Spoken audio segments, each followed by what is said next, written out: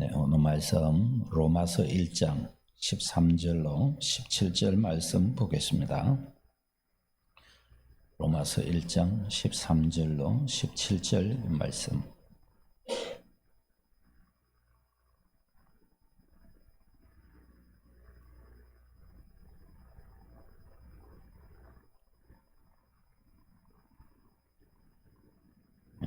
교독하시겠습니다. 형제들아, 내가 여러 번 너희에게 가고자 한 것을 너희가 모르기를 원하지 아니하노니 이는 너희 중에서도 다른 이방인 중에서와 같이 열매를 맺게 하려 함이로되 지금까지 길이 막혔도다.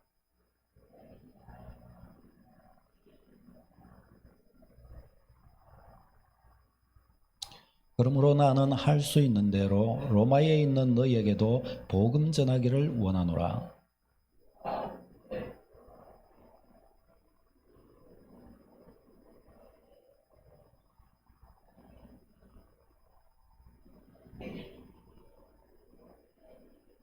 맞죠?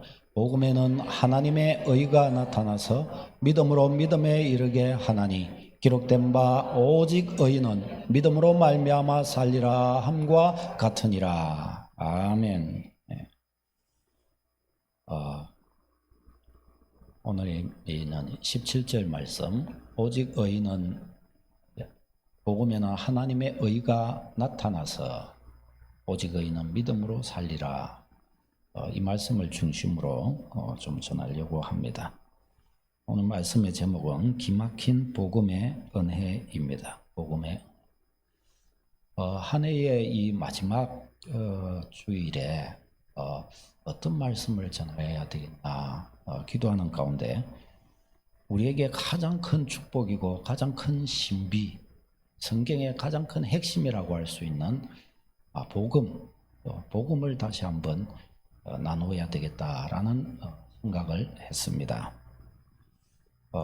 오늘 주시는 이 말씀 속에 우리 신앙의 본질이 무엇인가를 다시금 되새기고 신앙의 본질에 입각한 신앙생활이 우리가 될 수 있도록 그렇게 해야 하겠습니다. 우리가 하나님으로부터 받은 바가 무엇인가, 우리는 이것을 먼저 좀 깊이 생각해야 되겠습니다. 복음에는 하나님의 의가 나타나 있다라고 그랬습니다. 하나님의 의. 여러분, 우리가 의라고 하면은 의라는 것이 무슨 말일까요? 한자로 하면 옳다라는 뜻이죠. 옳은 것, 참된 것, 이걸 의라고 그럽니다.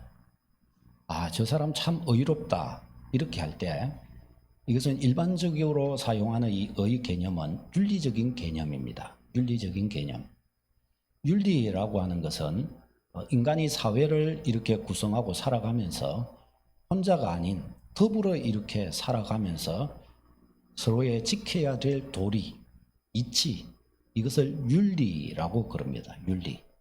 그러니까 윤리적인 의라고 하는 것은 사람이 사회를 구성해서 더불어 함께 이렇게 살아가면서 서로 간에 지켜야 하는 옳은 것, 또 정당한 것, 합리적인 것, 이것을 윤리적인 의라고 합니다.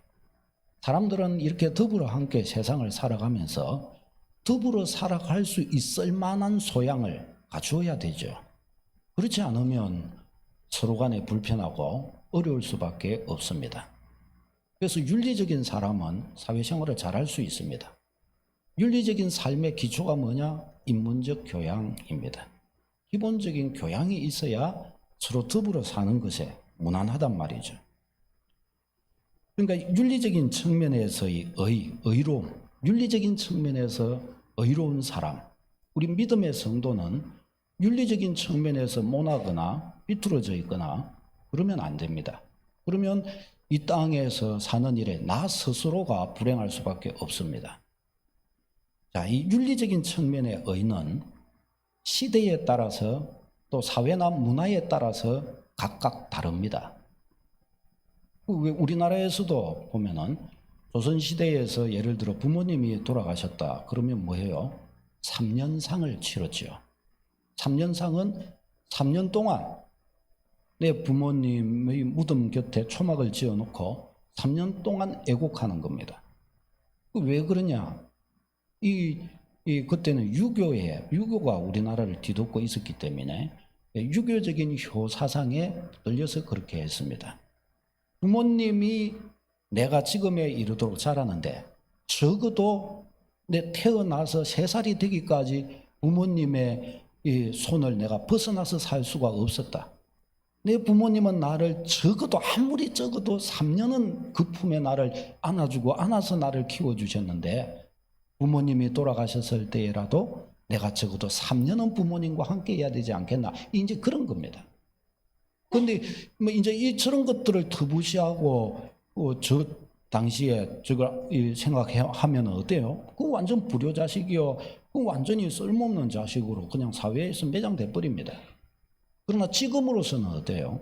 오늘날 사회로서는 저런 방식의 효사상은 너무 이거는 좀 이 효에 대해서 너무 맞지 않는 돌아가신 분에 대한 뭐 예라고 해도 살아실제 해야 되는 것이 돌아가시고 나서 저렇게까지 저렇게 해가지고 자녀도 3년 동안 저래갖고 먹고 살지도 못하고 직장도 못 가고 자녀가 부모님 돌아가시고 나면 자녀는 그냥 그 집은 그냥 아주 그냥 거지 돼버리는 거예요. 그러니까 지금에 와서는 이것이 윤리적인 측면의 의로운 또 바른 그런 사람이라고 하기가 어려운 거죠.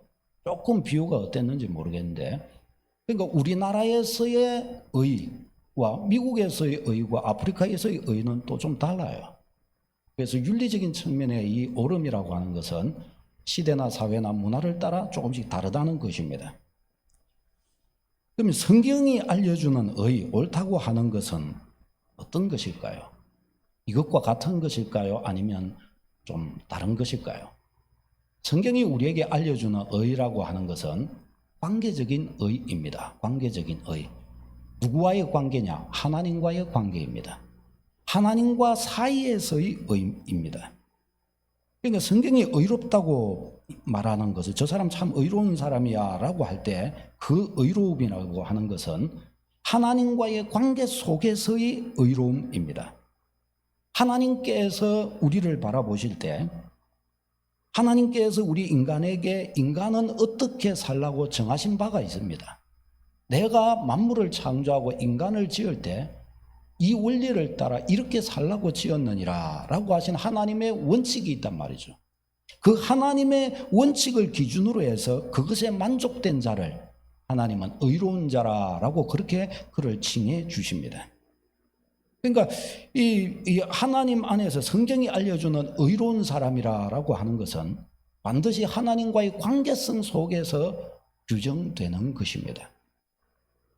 옳고 그름에 있어서 사람은 사람관의 속에서 그 시대의 윤리나 도덕을 가지고 옳고 그렇다고 판별해요. 그러나 성경이 옳은 사람, 그렇지 않은 사람, 죄인, 의인 이런 것을 가르는 것은 그거하고 상관없어요. 하나님 그분 앞에서입니다. 하나님 그분과의 관계성 속에서. 그래서 성경은 하나님과의 바른 관계 속에 있는 사람을 두고서 의인이라 그렇게 말씀합니다. 의인이라. 이 속에서 유대인들의 의 개념이 있습니다. 유대인들은 율법에 대한 흠없는 순종을 하나님께서 원하신다고는 생각하지 않았습니다. 저들도 인간의 연약함을 알고 있었습니다. 그런데 유대교에서는 철저히 이 토라, 율법의 관점에서 의를 규정했습니다. 어떻게 했느냐? 유대인들의 선생이라고 할 수 있는 랍비들은 이렇게 가르쳤습니다. 하나님이 인간에게 율법에 대해 흠없는 순종을 요구하신 것은 아니다. 우리 인간의 마음속에는 두 가지의 욕망이 항상 공존한다. 하나는 선을 행하고자 하는 욕망이고 다른 하나는 하나님의 법도를 거스르고 악을 행하고자 하는 욕망이다. 그런데 참된 의로움이란 하나님 앞에 의로움이란 어떤 것인가? 선한 충동을 북돋워주고 우리 안에서 일어나는 악한 충동을 억제해서 우리 안에 악한 충동보다 선한 충동이 우리를 더 많이 장악할 때 그때 그 사람을 의로운 사람이다. 이들은 그렇게 규정했습니다. 그러니까 하나님은 철저히 인간의 행위에 대해 심판하시는 하나님이시기 때문에, 그래서 인간은 자기 안에 악한 충동보다 의로운 충동들을 자꾸 북돋아서 키워야 된다. 악한 충동이 많으면 그는 하나님께 심판받고 만다. 쌤쌤해가지고 심판받는다는 거예요. 그러나 그가 의로운 일들을 많이 하고 의로운 생각들을 많이 해서 의로운, 소위 말하면 우리 불교나 뭐 이런 다른 거지 하면은 공덕을 많이 쌓아가지고 선한 일에 많이 힘쓰면 쌤쌤하고 이렇게 없애가지고 의로운 것이 더 많으면 하나님이 그를 의로운 자라 칭하시고 의인의 축복을 그에게 주신다라고 그렇게 저들은 가르쳤습니다. 이 유대인의 의입니다. 유대인의 의. 자, 그러면 오늘 이 로마서는 바울 사도를 통해서 우리에게 알려진 복음이 뭔가에 대해서 알려주신 것인데, 그럼 바울 사도는 우리에게 하나님의 의라고 하는 것, 하나님이 의롭게 여기신다는 것을 어떻게 가르쳤는가? 유대인들은 불경건한 이 자는 마땅히 심판을 받아야 된다, 그렇게 생각했습니다. 그것이 하나님의 의요, 그것이 당연하다고 그렇게 생각했습니다. 만일에 불경건한 자를, 만일에 악인을, 소위 악인을 심판하지 않으신다면, 악인을 그냥 의롭다고 한다거나 무조건 사면해 줘 버린다고 한다면, 그런 재판장이 있다면 그는 틀림없이 불의한 재판장일 수밖에 없다. 이들은 그렇게 당연히 생각을 했습니다. 여러분, 우리의 생각은 어떻습니까? 이게 맞지요? 못된 사람, 악한 사람, 악인을 악인이라 그러고 선인을 선인이라 그러고, 이게 맞는 거죠. 범죄한 사람은 죄의 값을 치러야 되는 게 맞죠. 맞습니까? 틀립니까? 다른 사람한테는 그렇게 해도 나한테는 그렇게 안 했으면 좋겠습니다. 또 그런 마음도 없지 않아 있죠. 이렇게 생각하는 것이 일반적으로 우리가 가진 의 개념입니다. 이래야 사람이 된 거고 맞는 거지. 재판장이면 옳은 것은 옳고 틀린 것은 틀리고 바르게 재판을 해야지, 이렇게 우리가 생각을 합니다. 자, 그런데 바울 사도의 주장은 완전히 좀 다릅니다. 뭐라고 이야기를 하느냐? 하나님이 불경건한 자를 의롭다고 선언하신다고 그렇게 이야기를 합니다. 하나님이 이 사람은 틀림없이 불경건한 자고 악한 자인데 하나님이 의롭다고 선언해 주신다는 겁니다. 선언을 해 주셔요. 로마서 4장 4절 5절 읽겠습니다. 시작.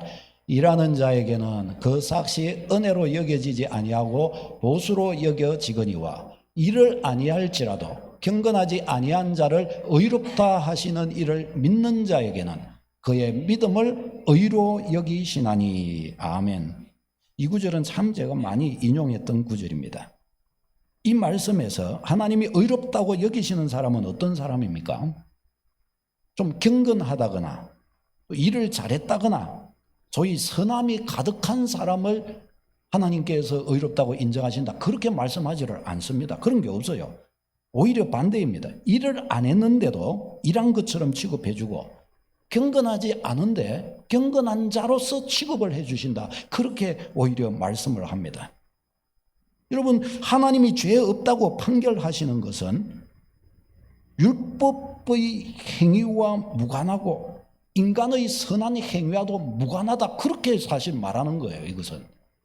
그러면 이렇게만 생각해 보면 하나님은 어떤 분이시죠? 하나님 스스로 불의한 재판관에 해당한다고 볼 수가 있습니다. 그런데 바울 사도가 이런 주장을 하는 거예요. 그러니까 이렇게 주장하는 바울 사도가 유대인들의 눈에는 어떻게 보이겠습니까? 네가 유대인이라고 하면서 네가 하나님을 불의하신 하나님으로 네가 만드는구나, 이 악한 자야. 네가 하나님을 모독해도 하나님이 어찌 그런 분이시더냐, 하나님께서 어찌 악인을 의인으로 보고 의인을 악인으로 보신단 말이냐, 그러면서 이제 바울 사도를 이렇게 비난했던 것입니다. 자, 그러면 바울 사도는 왜 하나님께서 저 악인을 의롭다고, 경건하지 않은 자를 경건하다 그렇게 하시는 분이라고 이야기했을까요? 무엇이? 하나님이 의롭다고 인정하시는 것은 무엇을 기준으로 해서 그렇게 하신다고 바울 사도는 이야기를 하는 걸까요? 그 중요한 것이 뭐냐? 믿음이라는 거예요. 믿음. 하나님이 의롭다고 인정하시는 조건이 뭐냐? 바울 사도의 주장이 뭐였는가 하면 믿음으로 그렇게 된다는 겁니다. 믿음으로. 우리 말씀 로마서 3장 21절 22절 읽겠습니다. 시작. 이제는 율법 외에 하나님의 한 의가 나타났으니 율법과 선지자들에게 증거를 받은 것이라. 곧 예수 그리스도를 믿음으로 말미암아 모든 믿는 자에게 미치는 하나님의 의니 차별이 없느니라. 아멘. 율법 외에 유대인들이 말하는 옳고 그름을 따지는 옳은 자를 옳고 틀린 자, 악인을 악하다고 말하는 그것 외에 다른 방법의 한 의로 여기시는 방법이 나타났다는 겁니다. 그게 뭐냐? 믿음으로 말미암는다는 거예요. 믿는 자를 하나님이 의로 여기시는 하나님의 의 개념이 있다는 겁니다.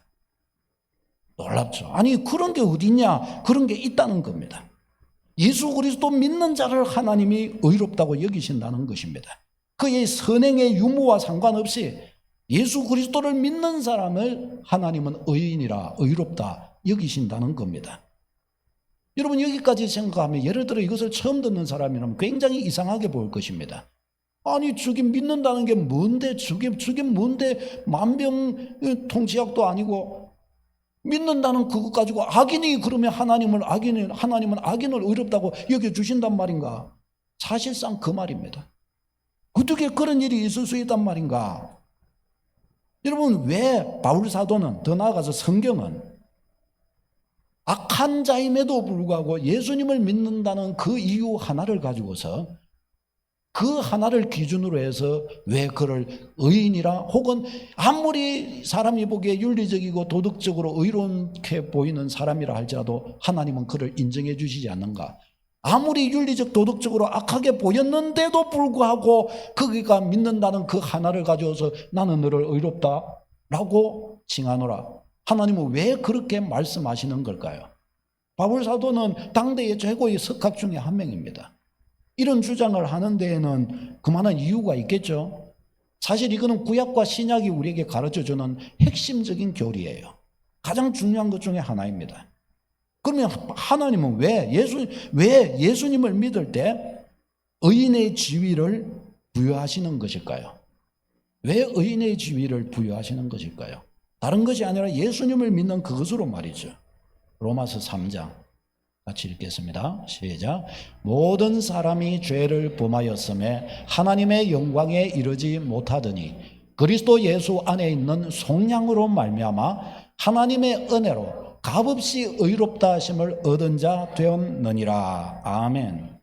자, 여기에서 바울 사도가 왜 그렇게 주장하며 하나님 자신이 하나님은 의 자체요 선함이 가득한 분이요 하나님은 거룩한 분이시라고 하셨는데 그런 하나님이 왜 죄인임에도 불구하고 믿음이라는 것을 이유 삼아서 그를 의롭다고 칭하여 주시는가? 그 이유가 여기에 알려주십니다. 그게 뭐냐? 인간의 존재. 인간이 어떤 존재인가에 그 이유가 있습니다. 모든 사람이 죄를 범하였음에 하나님의 영광에 이르지 못했다. 그렇게 말씀합니다. 여기서 죄를 범하였으니 이 말은 하나님을 모른다라는 것입니다. 하나님을 부인하고 하나님을 떠나서 하나님과 무관하게 산다. 그것을 죄를 범하였음에 라고 말하는 겁니다. 모든 인간은 태어나면서부터 죄인입니다. 그걸 어떻게 하냐? 태어나면서부터 하나님을 몰라요. 뱃속에서부터 하나님을 몰라요. 그러니까 자기 마음대로 산단 말이죠. 하나님이 창조하신 창조의 원리를 태어나기 전부터 몰라요. 인간 자체가 모르는 거예요. 그러니까 죄인으로 태어나서 죄인으로 사는 겁니다. 자, 그런데 하나님의 영광에 이르지 못하더니 라고 말씀합니다. 다시 말해서 인간이 이 인간의 죄됨의 굴레를 자기의 능력으로 벗어날 수 있는 능력이 인간에게 없다는 것입니다. 사람들은 윤리적 도덕적인 잣대를 가지고서 이 사람은 의로우니 저 사람은 참 착하니 이 사람은 법 없이도 살 사람이니 그런 식으로 이야기를 한다는 거예요. 그런데 그 윤리의 도덕으로 이야기하는 그 의의 기준은 어디에서 온 것입니까? 다 자기들이 기준입니다. 자기들이 기준이. 그 시대가 기준이고 그 문화가 기준입니다. 그러면 인간을 자기가 만들었습니까? 윤리와 도덕이 문화가 시대가 인간을 만들었습니까? 아니에요. 인간이 어떻게 살아야 되냐 하는 기준은 사실은 인간이 갖고 있지 못합니다. 왜 그래요? 인간을 지은 이가 있다면 그가 그 윤리와 도덕의 기준이 되실 수 있는 것입니다. 만일에 그가 계시지 않고 그가 없다고 한다면 사실은 인간은 자기 마음대로 사는 겁니다. 자기가 옳게 여기는 것이 옳고 자기가 그러다고 생각하는 것이 그런 거예요. 오늘날 세상이 그와 같이 되어 있습니다. 사람들은 다 어떤 방식으로 사냐? 남이 말하는 거 소용없습니다. 내가 옳다 여기면 그게 옳은 거고 내가 틀리다 생각하면 그게 틀린 겁니다. 지금 사람들은 다 그렇게 살아가요. 자기의 의, 자기가 생각한 기준을 따라 살아간단 말이죠. 그런데 그것이 뭐예요? 그를 하나님께 이르지 못하게 한다는 겁니다. 제 문제를 해결하지 못하게 한다는 것입니다.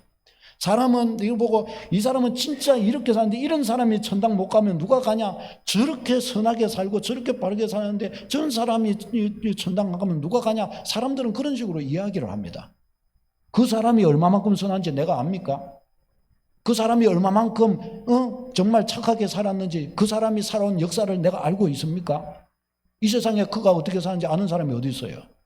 모든 것을 다 안다면요 우리는 부끄러워서 못 삽니다. 참 말하기는 좀 그렇지만 지난 주간에 되게 좀 또 연예인도 우리 국민들이 다 어떤 면에서 사랑을 굉장히 많이 받는 이승균 씨 연예인 그분이 죽었어요. 그분을 볼 때 일반적으로 우리가 가진 이미지가 뭐예요? 참 사람이 수수하고 참 서강교회 목사님 같이 참 착하게 보이고 뭐 그렇게 딱 이미지가 그랬는 거예요. 이미지가 그 아내도 같은 연예인인데 그렇게 생각하고 근데 남편이 마약하고 뭐 이렇게 하고 술집에 뭐 여자하고 뭐 이리저리 했다 그런 것이 딱 나오고 나니까 그 아내부터 벌써 그 소리에서 벌써 맞아빠졌대요. 그러니까 충격이 너무너무 컸던 거죠. 그 남편도 이승균 씨도 그런 것들이 세상에 알려지고 나니까 그 충격을 자기 스스로도 견디지 못하는 거예요. 힘든 거예요. 근데 가만히 생각해보면 이건 조금 웃기는 거예요. 다른 사람이 알든지 모르든지 원래의 내 모습은 원래의 내 모습 그대로 있는 거예요. 차이는 뭐냐? 다른 사람이 알았느냐 몰랐느냐 그 차이입니다. 사실은 똑같은 거예요. 나는 그냥 난데 다른 사람이 나만 알고 있는 나를 나만 알아야 되는 나를 다른 사람이 또한 알았기 때문에 그게 고통스러운 거예요. 사실 그 고통이 그분에게만 있는 것일까요? 사실은 그 고통은 우리 모두에게 사실은 다 있는 거예요. 나의 모든 것을 여러분이 알면 나도 죄송하지만 살고 싶은 마음이 없어질 거예요. 그렇지 않아요? 여러분은 어떠세요? 아이고 나는 깨끗합니다 목사님. 나는 뭐 거울과 같아요. 어디 내놔도 내 인생 전부를 필름처럼 모든 세상한테 다 보여줘도 나는 당당합니다. 그럴 수 있는 사람이 있을까요? 없어요. 그게 안 되는 거예요. 그러니까 사실상 저 사람은 법 없이도 살 사람이요 저 사람은 착하고 저런 사람이 천당 안 가면 누가 가냐 그거 다 거짓말이에요. 그거 다 자기 말이에요. 자기 말. 그냥 해보는 말이고 원칙도 원리도 없는 말입니다. 그것은 기준도 없는 말입니다. 그냥 지가 생각할 때 그냥 그런 것이에요. 그 뒤에 숨어있는 것을 알지 못하는 거예요. 사랑하는 여러분, 그래서 성경은 바로 이렇게 말씀하는 겁니다. 모든 사람이 죄를 범하였음에 하나님의 영광에 이르지 못하더니 유대인들처럼 죄가 이만큼 되고 이만큼 쌓이면 쌤쌤 해가지고 의가 좀 더 많으면 구원받고 그렇지 않으면 안 받고 뭐 그렇게 되는 걸까요? 누가 쌤쌤 해주는데요? 누가? 쌤쌤은 누가 하는데요? 그것도 다 자기 생각이라니까요. 자기 생각. 착하게 살면 저도 천당 가고 뭐 악하게 살면은 지옥 가고 좀 착하게 산 게 좀 많고 악하게 산 게 적으면은 저 연옥에 가가지고 거기서 죄값 좀 치러가지고 거기서 한 100년 200년 죄값 좀 치르고 나머지는 이제 천당 가고 그게 이상하잖아요. 그렇죠? 그런 게 어디냔 말이죠. 그런 게. 그러니까 하나님께서 우리에게 말씀하는 아예 우리 인간의 가능성 자체를 하나님은 배제하시는 거예요. 너 의로운 자가 아니다라고 성경은 그렇게 우리에게 말씀하시는 겁니다. 그래서 지금 바울 사도를 통해서 하나님께서 우리에게 주신 것은 저 율법이라는 잣대를 가지고 옳고 그름이라는 잣대를 가지고 인간의 구원을 논하고자 한다면 너희는 전혀 가능성 없다. 하나님은 그렇게 말씀하십니다. 그러니까 그런 방식으로 세상을 본다거나 그런 방식으로 인생을 살려고 하지 말라는 겁니다. 왜? 어차피 너는 죄인일 뿐이야. 답 없어. 그렇게 보면. 그걸 우리에게 말씀해 주시는 거예요. 그 다음에 나오는 말씀이 그리스도 예수 안에 있는 속량으로 말미암아 하나님의 은혜로 값없이 의롭다 하심을 얻은 자 되었느니라 그래요. 자, 저기서 속량이라는 단어는 참 아름다운 단어입니다. 같이 읽어볼까요? 시작. 몸값을 받고 죄인을 풀어 자유인이 되게 함. 몸값을 받고 죄인을 풀어서 자유인이, 노예를 풀어서 자유인이 되게 해주는 것을 속량이라고 그럽니다. 그리고 그 몸값으로 주는 돈을 속전이라고 그래요. 예수 그리스도 안에 있는 속량으로 의롭다함을 얻었다. 그렇게 말씀해요. 이 무슨 말이냐? 예수 그리스도를 속전, 죄의 값으로 지불하고 너를 죄에서 빼내줬다. 그 말입니다. 그러니까 죄값은 예수 그리스도에게로 던지고 대신에 예수 그리스도가 값을 치른 그것으로 인하여 나는 죄 없는 자가 되는 원리, 이것을 믿음의 원리라 그러는 거예요. 하나님은 그 방법으로 우리 인간에게 자유를 주신다는 겁니다. 자유를. 이 속량입니다. 이것이.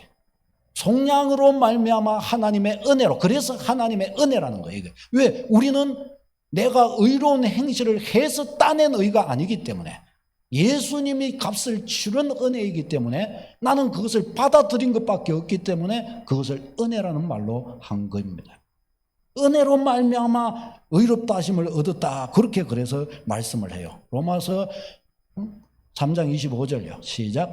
이 예수를 하나님이 그의 피로써 믿음으로 말미암아 화목 제물로 세우셨으니 이는 하나님께서 길이 참으시는 중에 전에 지은 죄를 간과하심으로 자기의 의로우심을 나타내려 하심이니. 아멘. 자, 여기에서 이 간과하심으로 그랬어요. 전에 지은 죄를 간과하심으로 의롭다 해주신다는 겁니다. 간과하다 저 단어가 벌하지 않는다, 너그럽게 봐준다는 뜻입니다. 그러니까 전에 지은 죄를 봐주심으로. 근데 그 다음에 말씀이 자기의 의로우심을 나타내셨다. 그렇게 또 말씀을 합니다. 아니, 봐줬으면 의로운 게 아니죠.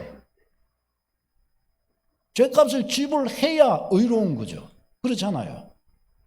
그런데 왜 저와 같이 말씀을 하시느냐? 그 앞부분. 하나님이 그의 피로써 믿음으로 말미암아 화목제물로 세우셨으니. 화목제물이라는 거예요. 저것을 화목제물이라는 단어를 속죄제물로도 번역이 돼요. 똑같아요. 속죄제물이 뭐예요? 구약에서 죄인이 자기 죄를 알고 그래서 속죄제물, 양을 끌고 제사장 앞으로 가서 자기 죄를 대신해서 그 짐승에게 안수함으로 자기 죄를, 그러니까 영적인 의미로 증가를 시키고 그 짐승의 목을 따는 거예요. 그때 짐승의 목을 딸 때 그 죽음은 자기가 자기를 죽이는 거예요. 죄인인 내가 죽는 겁니다 하는 마음으로 짐승의 목을 따는 거예요. 그리고 목을 따고 그 양을 제사장에게 주면 제사장이 이 속죄의 제물로 하나님께 올려드리는 겁니다. 그러면 그 범죄한 그 사람의 죄는 하나님께서 사해 주신다. 그와 같이 하나님이 약속하셨어요. 그걸 속죄 제물이에요. 그 속죄 제물. 그러니까 예수 그리스도를 하나님이 속죄의 제물로 세우셨다는 거예요. 누구의 죄에 대해서요? 내 죄에 대해서. 내 죄에 대해서 속죄 제물로 세우신 겁니다. 그래서 예수님은 죄 없으시되 성경에는 뭐라고 그랬어요? 죄 없는 분이시로되 십자가에 못 박혀 죄인으로 죽으셨다라고 말씀하는 거예요. 예수님이 제물이 되어 죽으신 거예요. 그게 예수님이 십자가에 못 박히신 거예요. 구약에서 이 속죄의 제물이 제단 위에서 불살라서 태워서 하나님께 드려지는 것처럼 예수님은 산제물이 되어서 사형장에서 십자가에 못 박혀서 그 피를 흘려서 우리 죄값을 담당하셨던 것입니다. 그래서 여기서 하나님께서 전에 지은 죄를 간과하심으로 왜 간과하셨다고 말씀하느냐? 그것은 우리 편에 볼 때는 간과하신 거예요. 왜? 나는 죄인인 나인데 죄 없다고 나를 그냥 여겨주시니까. 그러나 하나님 편에서는 어때요? 공짜가 아니에요. 죄값을 받으신 거예요. 누구의 죄값을요? 예수 그리스도 그분의 피값으로 내 죄값을 대신 받으신 것입니다. 그래서 성경은 이것을 놓고 말씀을 합니다. 하나님께서 불경건한 자를 의롭다고 여기신다고 한다면 그것은 틀림없이 하나님이 불의하신 분이시지 않은가, 분명히 그렇게 말해야 되지만은, 그러나 오늘 이 말씀은 그렇게 하지 않고 예수 그리스도가 우리 죄를 위한 제물로 드려지셨기 때문에, 예수님의 십자가 때문에 죄인인 우리에게 의인의 지위를 부여하신 것이 합당하고, 그렇게 하심으로 자기의 의로우심을 나타내셨다, 그렇게 말씀을 합니다. 다시 말해서 예수님의 십자가 안에서 죄인을 의인이라고 인정해 주는 것이 하나님의 의이시다라는 겁니다. 합당하시다라는 겁니다. 그것이 합당하다는 겁니다. 제가 신천지에 과거에 어떤 분과 이야기를 나누면서 그 사람은 대리적 속죄라는 걸 모르거든요. 그래서 하나님이 우리에게 주신 구원이라는 것은 예수님의 십자가의 피값으로 우리를 구원해 주시는 것이다. 나는 죄인이지만 내가 죄값을 치를 능력이 안 되기 때문에 하나님이신 하나님의 아들 예수 그리스도께서 인간의 몸을 입고 오셔서 우리 죄값을 치러 주셨고, 우리는 그분의 십자가 죄값에 의탁해서 우리는 하나님의 자녀가 되는 것이다, 그렇게 이야기했어요. 그러면 그분이 그런 거예요. 그러면 그렇게 죄도 많이 짓고 못했는데, 그러면 그 하나님이 그러면 그런 사람을 의롭다고 해준단 말입니까? 구원해 주신단 말입니까? 그러니까 제가 그렇다고, 그러니까 그런 게 어디 있어요 그러더라고요. 그런 게 있습니까 없습니까? 거기 있다는 거예요. 그게 하나님 그분이 그렇게 하시는 분이시라는 겁니다. 그래서 저기에도 강과하심으로, 그 다음에 뭐라고 그래요? 자기의 의로우심을 나타내려 하셨다, 그렇게 말씀하셔요. 이렇게 하신 것을 두고서 하나님 이게 바로 내 의다, 그렇게 하나님은 당당하게 말씀하신다는 겁니다. 그러면 여러분, 아니 죄가 뭐 남한테 돈 빌리는 것도 아니고 대신 빚을 갚아주고 뭐 그런 것처럼 이런 게 어디냐? 그러나 다시 한번 이것을 생각해 보십시오. 하나님께서 나라는 자의 이 사람의 죄를 사하시기 위해서 하나님 자신의 독생자를 인간의 몸으로 보내서 이 외아들을 죽음에 내어주신 거예요. 우리 인간의 생각으로 하면 다른 남의 내 원수의 자녀를 살리기 위해서 내 아들을 대신 죽였다는 것과 똑같은 거예요. 아니 그것보다 더한 거예요. 그러면 그렇게 해서 다른 아들을 살린 사람을 향해서 놓고 제3자가 보고, 아니 당신은 바보입니까? 어떻게 해서 당신의 아들을 죽이고 대신에 저 원수의 아들을 그렇게 살린단 말입니까? 그런 바보짓이 어디 있습니까? 그거는 인정할 수 없어요. 이렇게 말할 수 있는 사람이 누가 있을까요? 지난번에도 한번 이야기했지만 손양원 목사님 6.25 때 고등학교에서 학교에서 자기의 두 아들을, 저 공산주의에 물든 다른 학생이 자기의 두 아들을 죽여버렸습니다. 근데 이 손양원 목사님이 믿음의 사람이잖아요. 근데 그리고 이제 공산당들이 다 나가고 미군들이 들어와 가지고 그 죽인 공산당원 일을 한 이 사람들을 불러 가지고 이제 이 사람들을 재판을 해요. 그 이 아가 사형 선고를 받았죠. 사형 선고를 받아 죽이려고 하자 손양원 목사님이 길을 쓰고 찾아가 가지고 이야기를 합니다. 보십시오, 재판장님 보십시오 하면서 막 주구장창 막 외치는 거예요. 나는 두 아들을 잃은 사람입니다. 이놈이 내 두 아들을 죽였습니다. 그런데 저는 이제 이 녀석을 제 아들, 양아들로 삼았습니다.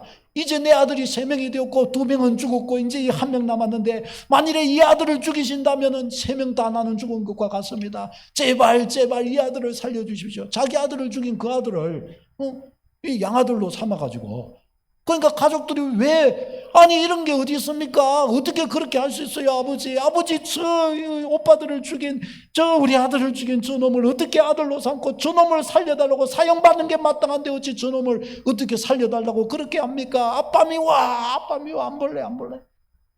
주변 사람들 다 그러죠. 그런데 그와 같이 하는 손양원 목사님이 그렇게 해서 그를 양아들로 이렇게 삼고 길을 쓰고 살려달라고 결국에는 재판정에서도 사형 선고를 내렸다가 그를 다시 살려줘요. 왜 그렇게 했을까요? 그건 너무 고결한 거예요. 그거는 도저히 그거는 인간으로서의 어떤 면에서 상식의 한계를 뛰어넘는 사랑이고 한계를 뛰어넘는 희생이에요. 그렇잖아요. 그걸 두고서 이거 뭐 완전 이거 무효 안 돼. 그런 싸구려 용서가 어디 있어? 이렇게 말할 수 있는 사람이 누가 있을까요? 그게 아닌 거예요.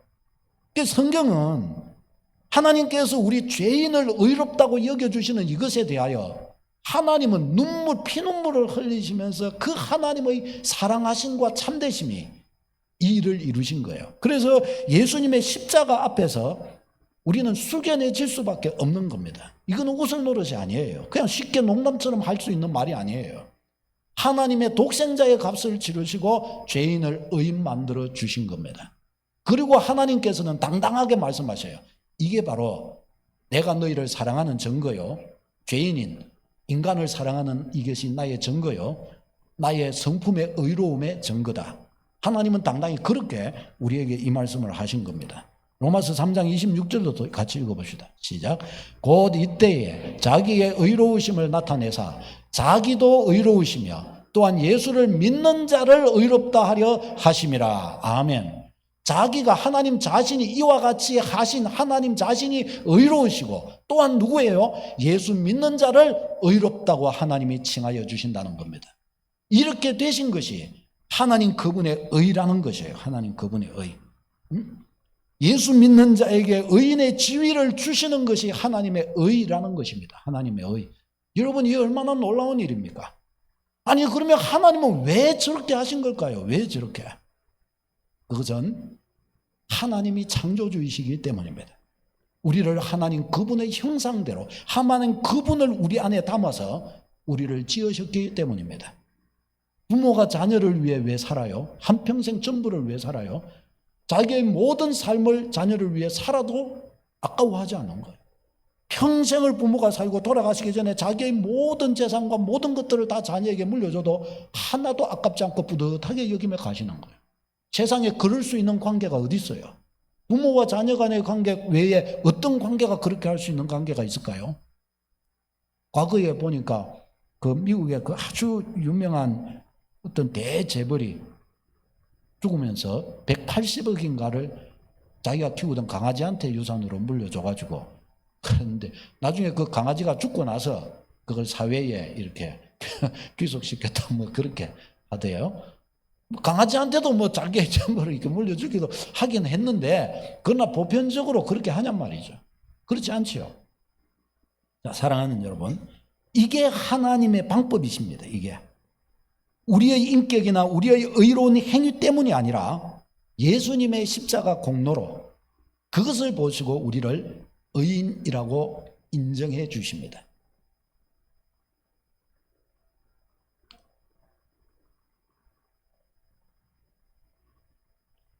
저는 이 하나님의 은혜가 얼마나 감사한지 몰라요. 내가 아는 인간의 모습은 참으로 내가 깨달은 인간이라는 존재가 그런 게 맞는데, 성경이 딱 그런 인간을 말하는 거예요. 인간은 답이 없다. 그런데 하나님이 이런 인간을 이렇게 긍휼히 여기시고 불쌍히 여기셔서 아들에게, 독생자에게 그 모든 인간의 죄성의 모든 굴레를 다 담당시키시고 우리를 건져주시는 거예요. 뭘 가지고요? 믿는다는 이유 하나를 가지고. 아니, 그러면 믿는다는 것이 뭔데 그렇게 하시느냐? 믿는다는 게 뭐예요? 하나님 그분에 대한 신뢰. 하나님 그분을 받아들이는 것을 말하는 겁니다. 받아들이는 것. 자, 우리는 여기에서 앞으로 우리가 살아가는 신앙생활의 중요한 지침을 이 십자가의 하나님의 방법에서 우리는 좀 가져와야 됩니다. 어떻게 신앙생활을 해야 되느냐? 첫 번째, 믿음 중심이어야 돼요. 믿음 외에 다른 것으로는 하나님의 이 놀라우신 의의 은혜를 받을 수 있는 방법이 없어요. 나의 선행 그거 잠깐입니다. 그것은 일순간에 보기에, 찰나적으로 보기에 내가 의로운 것이지, 나의 전체를 이렇게 보면 나는 죄인이에요. 그것 갖고 인정 못 받습니다. 예수 그리스도의 의만이 우리를 하나님 앞에 의인으로 인정받도록 하신다는 거예요. 여러분, 이것이 확실히 믿어지고 받아지는 여러분 되시기를 바랍니다. 성경은 이것을 알게 되고 받아들이는 사람을 지혜로운 사람이라 그랬어요. 이 믿음을, 그것을 받아들이는 믿음을 여러분 소중히 여기시기를 바랍니다. 하나님으로부터 의인의 지위를 부여받는 방법은 어떤 선함이나 어떤 공로가 아니에요. 믿음의 방법입니다. 믿음의 방법. 자, 로마서 3장 27절 또 읽어보겠습니다. 3장 27절. 시작. 그런즉 자랑할 때가 어디냐? 있을 수가 없느니라. 무슨 법으로냐? 행위로냐? 아니라 오직 믿음의 법으로니라. 아멘. 믿음의 법으로니라. 믿음의 방법으로 그렇게 된다는 것입니다. 믿음을 소중히 여겨야 된다는 겁니다. 믿음을. 여러분, 우리는 여기에서 믿음이 얼마나 소중한 것인지를 여기에서 우리는 잊지 말아야 됩니다. 믿음이 너무너무 보배롭고 소중한 거예요. 하나님이 믿음을 얼마나 귀하게 여기시는지 몰라요. 믿는다는 것 이 하나만 가지고 의인의 지위를 부여해 주십니다. 믿는다는 것 이 하나 가지고 지난날에 죄가 싹 씻어져 버리는 거예요. 믿는다는 것, 이 믿는다는 게 뭘까요? 믿는다는 게 하나님 그분을 인정하는 거예요. 하나님 그분을 인정해 드리는 것입니다. 하나님이 살아계십니다. 하나님이 하나님이십니다. 만물을 지으신 분이십니다. 만물의 주인이 하나님이십니다. 하나님이 이것을 너무나 크게 여겨 주십니다. 믿는다는 것 하나만으로 죄인이요 경건하지 않은데 의인이요 경건한 자로서의 지위를 가차없이 하나님은 부여해 주십니다. 과거를 묻지 않고 지난날의 죄를 따지지 않고 주님은 그에게 의인의 지위를 부여하십니다. 네가 믿느냐? 너는 의인이다. 주님이 그렇게 선언하십니다. 이것으로 인간은 구원이라고 하는 것을 받을 수가 있게 되는 겁니다. 사랑하는 여러분, 하나님을 신뢰하는 마음이 보합니다. 보배입니다. 이것보다 더 큰 값진 것이 없어요. 여러분, 하나님을 신뢰한다는 이 신뢰함, 이것을 순전하고 깨끗하게 잘 가꾸시기를 바랍니다. 여러분, 이게 사람의 순정, 남녀의 사랑의 순정이라는 것이 있잖아요. 이 왕과 신하 가운데에는 이 지조라는 게 있잖아요. 한 왕만 나는 섬긴다 하는 것. 마치 그런 것처럼 믿음의 지조를 가지고 한 하나님을 향한 그 신뢰하는 마음을 잘 갖고 가시기를 바랍니다. 여기에서 어떤 분은 이런 말을 할 수가 있어요. 아니, 그런 목사님이 저 악한 사람도 저렇게 악하게 살아도 다 그러면 천당, 믿음만 있으면 천당 간단 말입니까? 예, 그래요. 원리는 그래요. 그런데 진짜 믿는 사람은 계속 악할 수는 없습니다. 왜 그러냐? 여기에서 이 믿음이란 것은 하나님을 인정하고 그분을 인격적으로 받아들이는 것이기 때문입니다. 사람도 악한 자가 선한 자를 친구로 삼으면 어떻게 해요? 인격적으로 선한 자를 친구로 삼으면 악한 자 그대로 있어서는 친구가 될 수 없습니다. 왜요? 선한 자를 친구 삼으려고 한다면 그를 닮아서 그가 받아들여 줄 수 있는 자로 나 또한 가야 그것이야말로 인격적으로 그와 사귀는 게 되는 거죠. 그러니까 악인이 하나님을 알게 되면서부터 그는 바뀌기 시작하는 겁니다. 악한 자가 하나하나 하나님을 두려워하는 자, 하나님을 인정하는 삶으로 바뀌는 거예요. 그럴 수밖에 없는 것이죠. 그러니까 저 사람이 악한데도 구원을 얻는단 말이니까 그거는 성립하지 않은 말이에요. 오히려 어떻게 해요? 변화받게 되는 것입니다. 모든 악한 자에게도 구원이 열려 있어되 예수 안에서 참 믿음의 길을 걸으면 모두가 다 하나님의 아름다우심을 닮아 그로 참다로 의로운 자로 그는 변화되어 가게 된다. 구원받은 증거가 뭐냐? 하나님이 의인으로 삼으셨고 의인으로 삼으신 증거대로 그가 믿음의 길을 걸어가면서 의로워져 간다. 그게 바로 그가 구원받은 증거다. 할렐루야. 그렇게 되는 것입니다. 사랑하는 여러분, 그러니까 이 믿음의 보배는 이 값없이 주시는, 내가 따내는 구원이 아니라 십자가의 공로로 우리에게 허락하시는 이 구원의 은혜야말로 너무나 값진 소중한 은혜임을 여러분 잊지 말아야 합니다. 하나님을 열심히 신뢰하는 이 믿음을 여러분 열심히 갖고 가시기를 바랍니다. 믿음을 소중히 여기는 방법 어떤 것이 있을까요? 믿음은 인격 당사자를 신뢰하는 것입니다. 인격 당사자. 그래서 인격 당사자를 신뢰하는 방법으로 저는 크게 세 가지를 이야기 드리고 싶습니다. 첫째, 교회 사랑. 교회를 소중히 여기시기를 바랍니다. 주님의 교회는 모두가 죄인이로되 죄인들을 다 모아놓았대. 이 죄인들이 다 하나님 나는 죄인입니다. 나 같은 자를 위해 예수님이 십자가 지시다니요.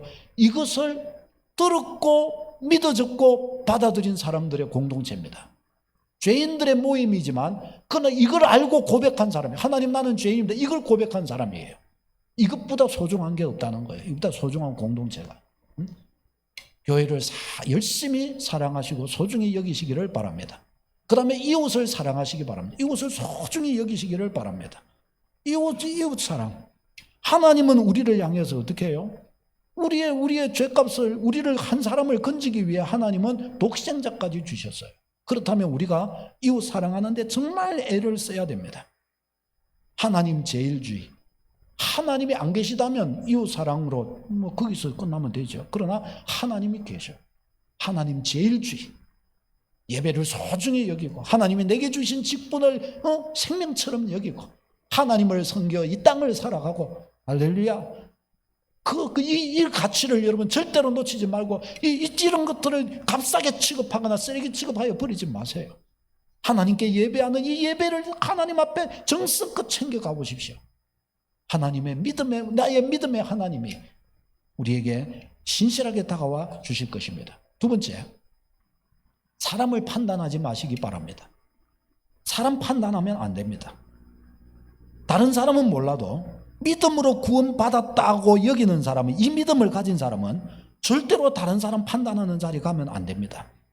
다른 사람이 잘한 것, 좋은 것 이런 거 칭찬하고 북돋아주고 이런 거는 얼마든지 좋죠. 그러나 다른 사람 욕하고 비난하고 판단하는 것, 내 기준을 가지고 판단하는 것, 이런 거 우리 진짜 이런 거는 조심해야 됩니다. 이거는 우리가 할 수 있는, 감당할 수 있는 능력을 넘어서는 일입니다. 왜요? 죄인인 우리가 죄 용서받은 우리가 감당할 수 있는 정도가 아니에요. 이것은 우리가 할 수 있는 일이 아닙니다. 우리가 왜 판단하지 말아야 되나? 중요한 이유가 있습니다. 왜요? 먼저는 하나님이 우리가 행한 대로 우리를 대하지 않으시기 때문입니다. 하나님은 우리가 행한 대로 우리를 대하지 않으셔. 만일에 우리가 행한 대로 하나님이 우리를 대하신다면 어떻게 해요? 우리는 아무런 가능성이 없어요. 그런데 그걸 덮어주시는 거예요. 덮어주셔요. 그게 너무너무 놀라운 것입니다.